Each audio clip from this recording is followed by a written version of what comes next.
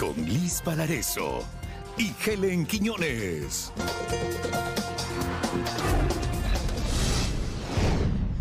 Amigos, buenas tardes, bienvenidos.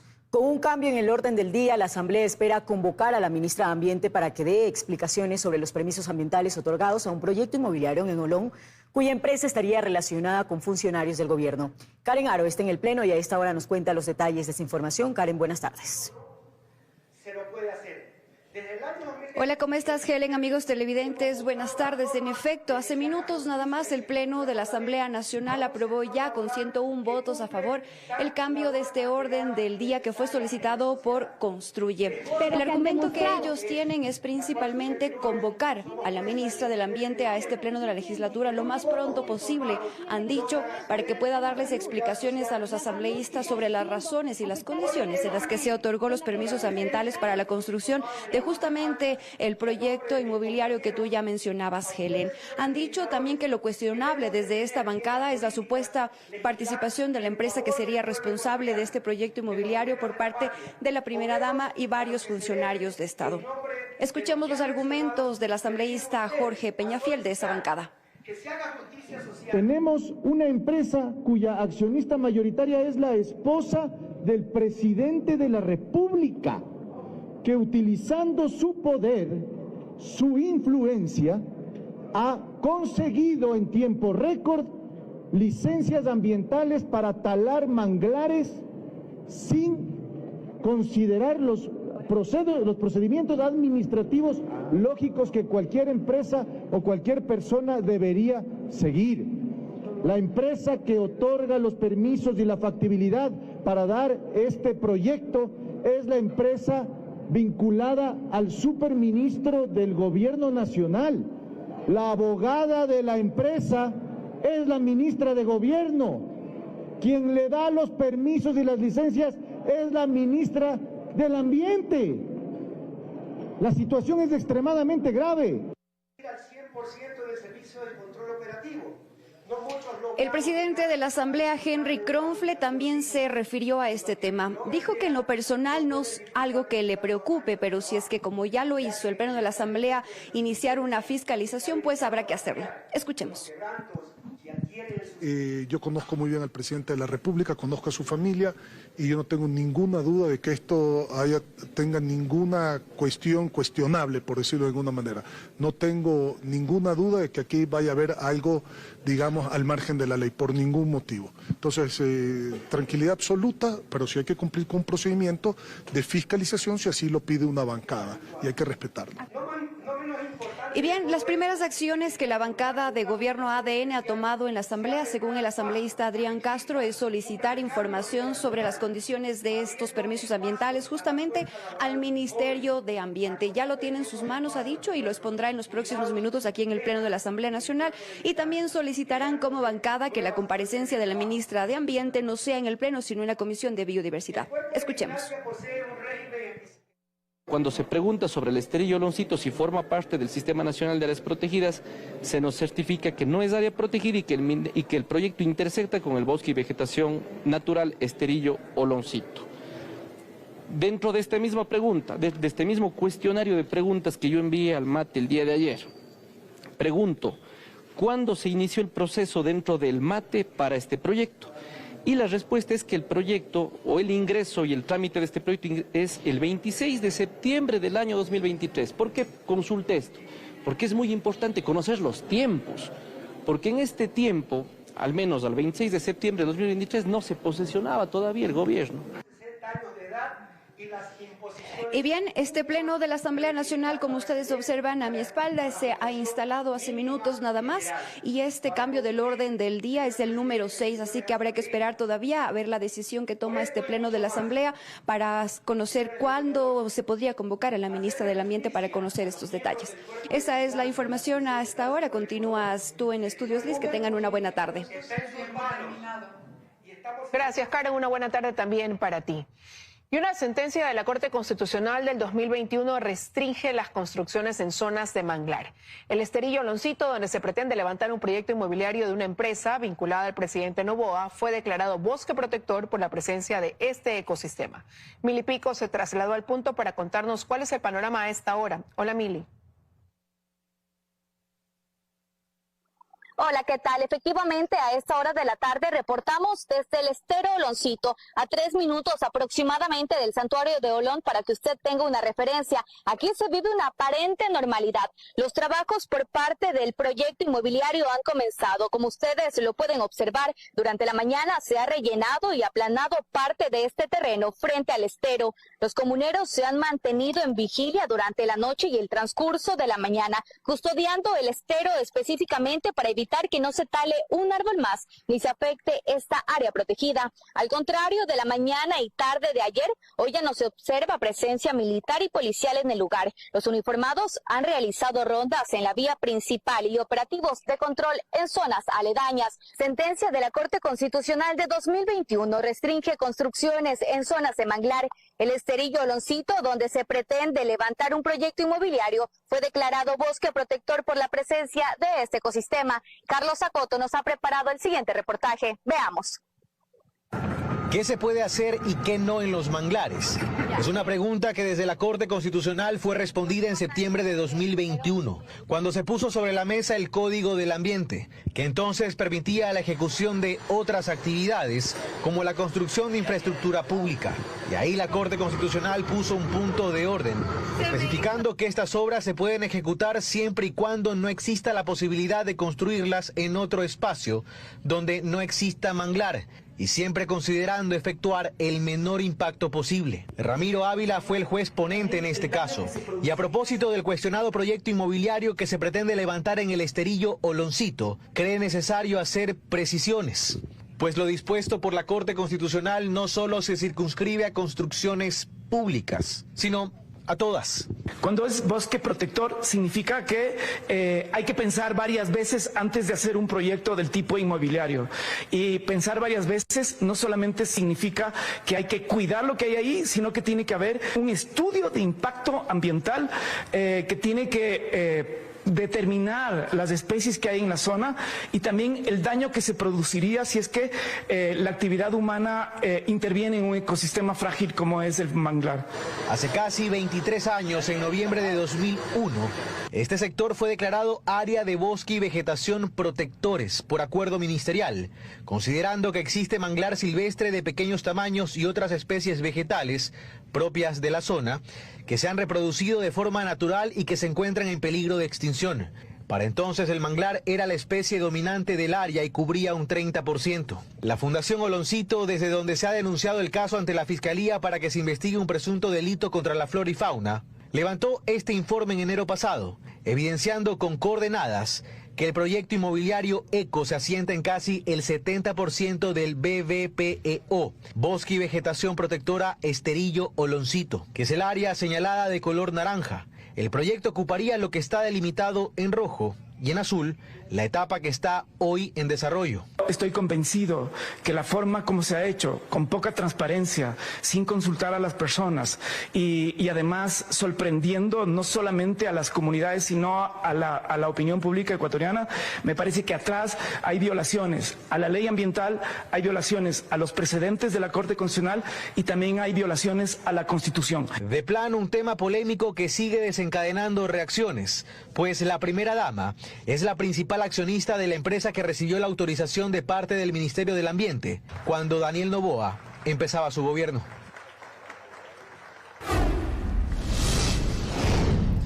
Y durante la entrega de condecoraciones al valor policial, el presidente Daniel Noboa dijo que los ataques recibidos en los últimos días están ligados a que se ha desenmascarado un servicio corrupto en las cárceles del país. Además, presentó al nuevo viceministro de Seguridad Nacional. Bernarda Ceballos con los detalles.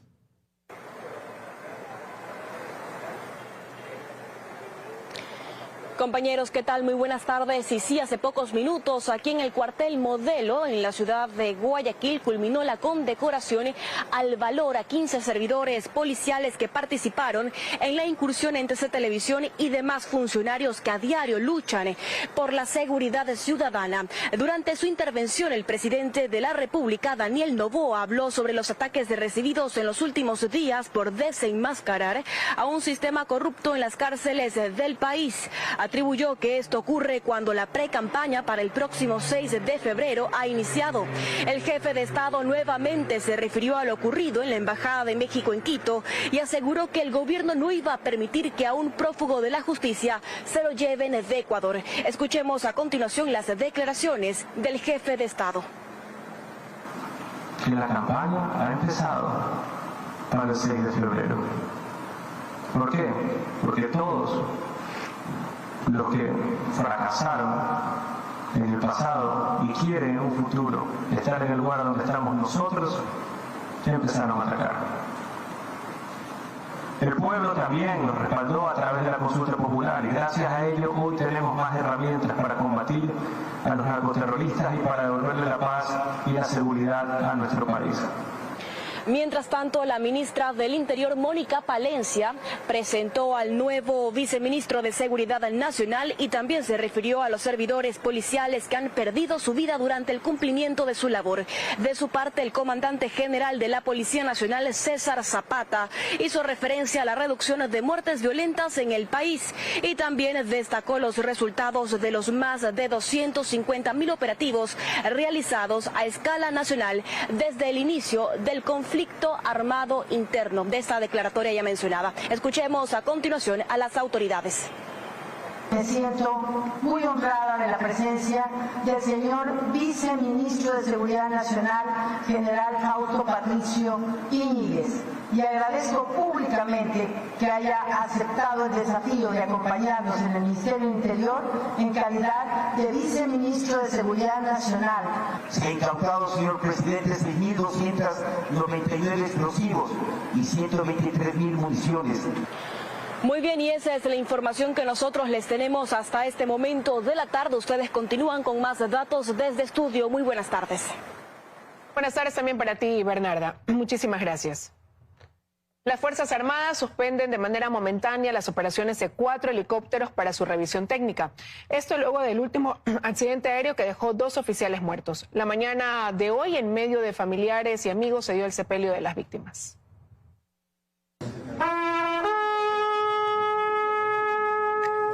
Así, en medio de honores y solemnidad, la Armada del Ecuador despidió a sus 2 oficiales fallecidos en el accidente de helicóptero en Santa Elena. El último adiós del piloto Wilson Borges y el copiloto Jan Ramírez se dio a la par de dudas y cuestionamientos de cómo 2 oficiales con más de 15 años de experiencia pudieron fallecer mientras realizaban labores de pruebas y actualización. Para responder estas dudas, desde las Fuerzas Armadas se dispuso la creación de una junta de investigación que a lo largo de 3 meses o menos tendrá que esclarecer las causas de este siniestro. Pero dependemos también de la llegada de los técnicos de la Casa Bell. Para nosotros esto tiene que ser muy transparente y tiene que ser una necesidad real de determinar cuál fue la causa del accidente. La aeronave siniestrada es un Bell 430 de fabricación americana y que data de 1997, es decir, exactamente de 27 años atrás. Como este tipo, Ecuador adquirió 5 helicópteros entre el 2008 y 2010 y debido a su antigüedad desde la comandancia de la Armada, se aseguró que los mantenimientos fueron constantes. Actualmente los otros 4 helicópteros de este mismo tipo se encuentran en tierra. Esto debido a revisiones técnicas a las cuales serán sometidos. Y una vez que se tenga la certeza de que no tienen ningún problema, se permitirá su operación. Ahora las fuerzas navales tendrán que buscar la manera de sustituir con otras naves las operaciones no menores que realizaban los Bell 430. Pues en estos helicópteros se perfila todo el Golfo de Guayaquil para combatir el narcotráfico, la delincuencia en alta mar y la pesca ilegal. Adquirir elementos para la defensa lleva bastante tiempo y bastante erogación de recursos. En ese sentido, nosotros con los helicópteros que tenemos vamos a cubrir las necesidades que existan a nivel nacional. Pero no es el único hecho aéreo que ha enlutado a Ecuador. En menos de 2 semanas, un helicóptero del ejército, un Mi-171 de fabricación rusa, también se accidentó en el sector de Tigüino, provincia de Pastaza, dejando 8 tripulantes fallecidos. Se conoce que en esta aeronave el presidente de la República, Daniel Noboa, anteriormente había realizado sobrevuelos. Prepararse para enfrentar.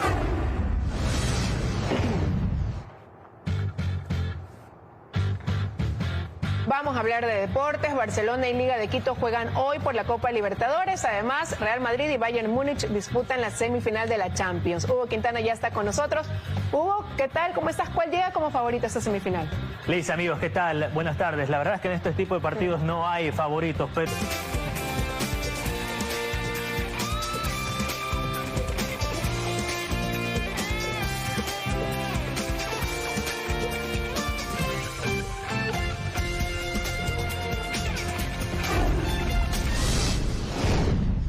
El Consejo Nacional Electoral dispuso la publicación de los resultados del referéndum y consulta popular del 21 de abril en el registro oficial luego de comprobar que no existen recursos pendientes. Mientras tanto, ya avanzan en los preparativos para las elecciones de 2025. Lucía Clavijo nos cuenta todos los detalles desde el CNE. Hola, Lucía. ¿Qué tal en estudios? Así es, el Consejo Nacional Electoral proclamó oficialmente los resultados del referéndum y la consulta popular del 2024. En 9 de las 11 preguntas ganó el sí con más del 70% de los votos, mientras que en las 2 restantes se impuso el no con el 65%. Pero el CNE a la par avanza en los preparativos para las elecciones generales de 2025. Nosotros les preparamos un reportaje a continuación. 17 días después de que los ecuatorianos se pronunciaran en las urnas, finalmente el Consejo Nacional Electoral aprobó este miércoles por unanimidad los resultados del referéndum y consulta popular y dispuso que sean publicados en el registro oficial. Se evidencia que no existen recursos pendientes por resolver respecto a los resultados definitivos. En este sentido, conforme lo establecido en el artículo 198 del Código de la Democracia, mi voto a favor de disponer su publicación en el registro oficial. De esta manera, con el 100% de los votos contados, las preguntas en materia de seguridad y lucha contra la delincuencia organizada tuvieron un respaldo de entre el 59,92% y el 72,24%, mientras que las 2 sobre el trabajo por horas y arbitraje internacional, donde ganó el no, lo hizo con el 69,5% y el 65,16%. A partir de que esté publicado el registro oficial, está que el Ejecutivo tiene 5 días para enviar a la Asamblea. Y a su vez la Asamblea tendrá 60 días para tramitar estos proyectos, pero el trabajo del CNE no ha terminado. De hecho, los preparativos para las elecciones generales de 2025 avanzan. De acuerdo con el calendario, los ciudadanos tienen hasta el 11 de mayo para registrar su cambio de domicilio. Que se han realizado a nivel nacional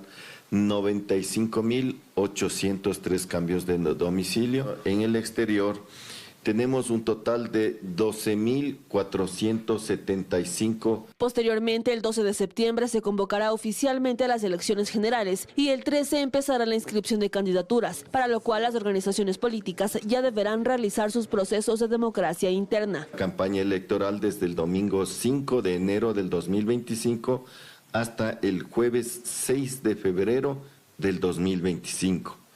El debate presidencial será el domingo 19 de enero. Así, las elecciones para binomio presidencial y asambleístas se llevará a cabo el 9 de febrero de 2025 y en caso de existir segunda vuelta, esta sería el 13 de abril. Y bien, un dato adicional es que los actuales consejeros del CNE estarán en funciones únicamente hasta noviembre de este año, por lo que resta de las elecciones generales tendrán que pasar a manos de sus reemplazos. Con esta información regreso a estudios. Muy buenas tardes. Buenas tardes, Lucía. Muchísimas gracias. El concurso para renovar de forma parcial al Consejo Nacional Electoral sigue en peligro. La próxima semana el Pleno del Consejo recibirá a los miembros de la Comisión Ciudadana de Selección y de eso dependerá si cesan o no en funciones. Desde el Consejo de Participación, Daniela Valencia nos cuenta más detalles. Hola, Dani.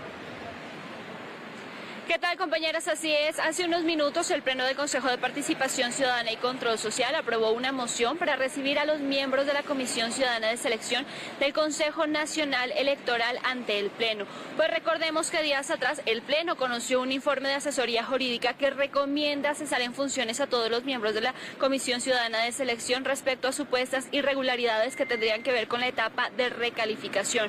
Quien propuso esto fue la consejera Yadira Saltos. Escuchemos. Conocer las actuaciones de la Comisión Ciudadana de Selección para la renovación parcial de los vocales es importante, no solo para que este Pleno pueda resolver, sino para que la ciudadanía esté debidamente informada de cada uno de los hechos acontecidos en la Comisión Ciudadana. Y no como se pretende hacer creer, malinformando a la ciudadanía, que se está queriendo impedir se analicen las presuntas irregularidades de la Comisión Ciudadana de Selección. Respetar el debido proceso no significa tener criterios sesgados, sino cumplir con la Constitución y la ley. Y bien, de esta intervención el próximo 15 de mayo dependerá si continúa o no este proceso de renovación parcial del Consejo Nacional Electoral, que recordemos tiene 165 aspirantes. Además, el Consejo de Participación aún está a la espera del pronunciamiento de la Procuraduría General respecto a si se puede unificar este proceso con la renovación total de los consejeros nacionales electorales que se tiene que dar hasta noviembre de este año. Es lo que les podemos compartir hasta ahora. Ustedes tienen más información en estudios. Buena tarde. Buena tarde también para ti, Dani, muchas gracias. Ahora les contamos que más de 200 policías intervinieron este miércoles 3 zonas del noreste de Guayaquil. Allí se detuvo a 10 personas que pertenecen a bandas delictivas, según la policía. En este momento hacemos contacto con Ricardo Alcíbar para que nos amplíe la información. Ricardo.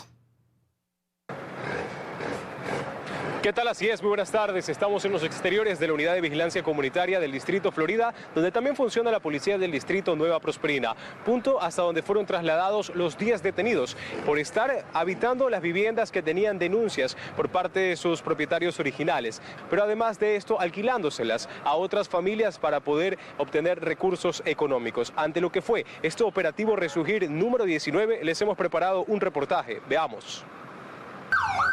Las intervenciones policiales iniciaron a las 5 de la mañana de este miércoles, simultáneamente en los sectores de Ciudad Victoria, Ciudad de Dios y Monte Sinaí en el noroeste de Guayaquil,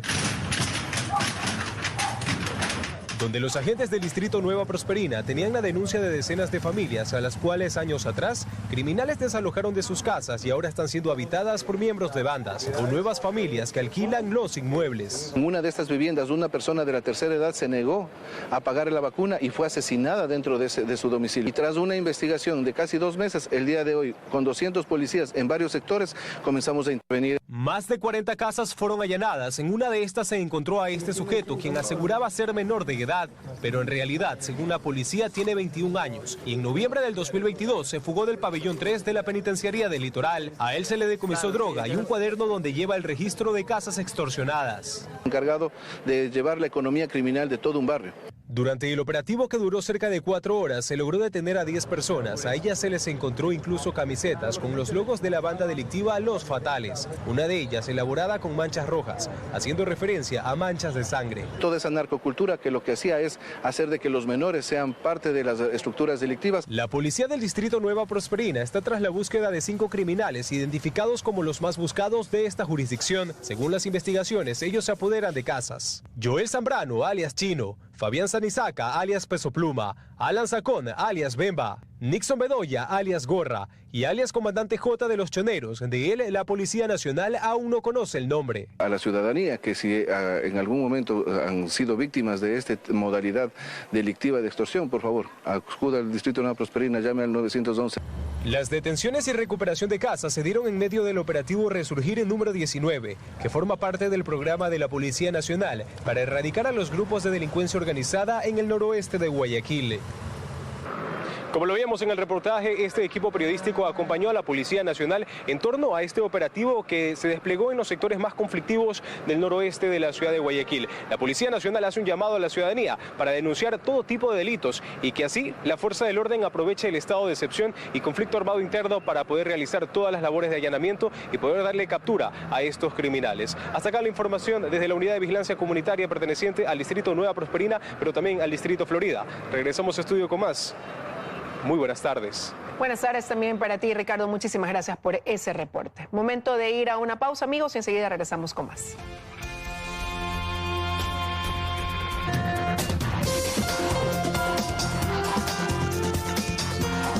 Más noticias en 24 horas. Gracias por estar junto a nosotros. Con el reciente incremento del IVA del 12 al 15%, las autoridades hablan de aumentar los esfuerzos para evitar el alza de precios y la especulación en los mercados de la capital.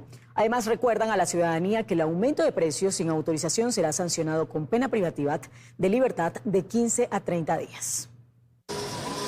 Debido al aumento del IVA del 12 al 15%, las autoridades han intensificado los operativos de control desde el 1 de abril en los mercados de la capital para evitar el alza de precios y la especulación.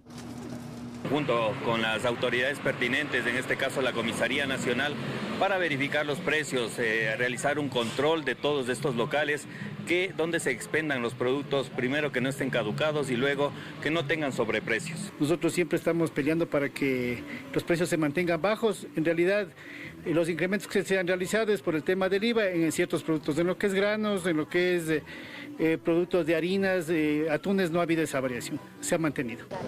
Según Karen Calderón, comisaria del distrito Eloy Alfaro, de los 359 productos que componen la canasta básica, 151 están exentos de pagar el IVA. Que reporten, que informen, que denuncien si es que en el caso de por haber circunstancias, no solamente en un mercado, sino también en una bodega, en una tienda, existe sobreprecio, para que puedan nosotros como entidad o autoridad competente tomar cartas en el asunto y poder regular esta situación. Inés Parco, comerciante de productos del mercado mayorista, comenta que apoya estos operativos para evitar la especulación de precios. Nosotros estamos de acuerdo que también que haga operativos, como todos nosotros trabajamos al día, todo tenemos exhibido los precios, todo. Según el Ministerio de Gobierno, estos controles se han ejecutado en mercados, tiendas de abastos y supermercados. Recordando que el artículo 321 del Código Orgánico Integral Penal establece que cualquier persona que aumente los precios de productos sujetos a precio oficial sin autorización legal será sancionada con pena privativa de libertad de 15 a 30 días.